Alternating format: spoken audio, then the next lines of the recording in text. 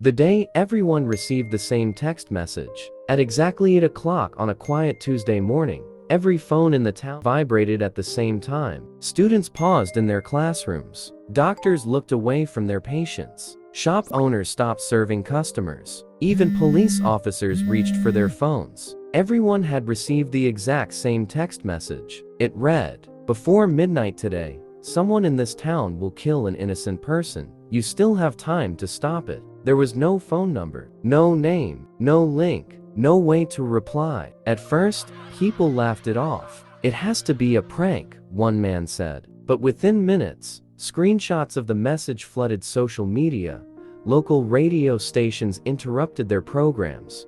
News reporters began asking questions, and the police announced they were investigating. No one knew who had sent the message, but everyone knew one thing: midnight was only 16 hours away. Among those reading the message was Detective Marcus Hale, a calm and experienced investigator who had spent nearly 20 years solving crimes. Unlike everyone else, Marcus wasn't interested in guessing who the killer might be. He wanted to know who had sent the message and why. As the morning went on, fear quietly spread through the town. Parents rushed to schools to pick up their children. Some businesses closed early. People canceled appointments and stayed indoors. Neighbors who had greeted each other for years suddenly avoided eye contact. By noon, another message arrived.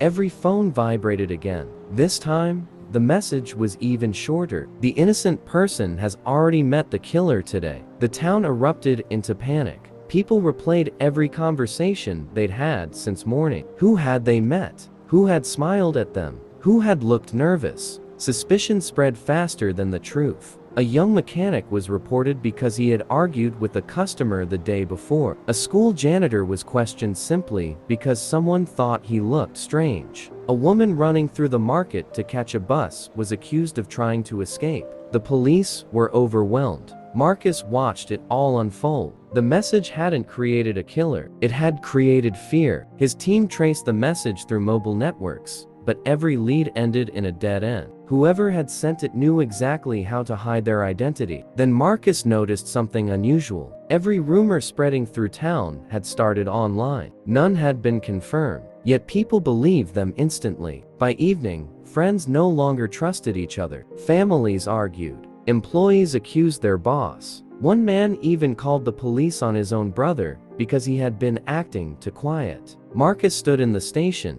staring at a map covered with reports. Not a single violent crime had occurred all day, yet the town had never felt more dangerous. At exactly 9 o'clock p.m., a third and final message arrived. Fear doesn't reveal monsters. Sometimes, it creates them. Marcus read the message over and over. Then something clicked. He ordered every patrol officer to stop chasing rumors and start calming crowds instead. His officers were confused. "But what if we miss the killer?" one asked. Marcus replied quietly, "What if there never was one?" As midnight approached, hundreds of frightened residents gathered in the town square. Some believed safety was found in numbers. Others simply didn't want to be alone. The countdown began. 11:58, 11:59. The entire town held its breath. Midnight arrived. Nothing happened. People sighed with relief. Some even laughed. Then, seconds later, a loud crash echoed from the next street. A young cyclist lay motionless on the road after being struck by a delivery van. Witnesses immediately shouted, "That's the killer!" An angry crowd surrounded the driver before police could reach him. Marcus pushed through the crowd and demanded everyone step back. The investigation revealed the heartbreaking truth. The driver had not been speeding. He had swerved suddenly after several frightened residents began chasing his van, believing he was the anonymous texter they had seen mentioned in online rumors. He lost control. The cyclist died instantly. The driver had never intended to hurt anyone. The town's fear had caused the very tragedy everyone had been trying to prevent. Days later, cybercrime investigators finally identified the sender of the messages. It wasn't a criminal. It wasn't a terrorist. It wasn't someone seeking money. It was a retired psychology professor named Daniel Brooks. When questioned, he admitted he had spent years studying how fear and misinformation changed human behavior. He wanted to prove that ordinary people could become dangerous, not because they were evil,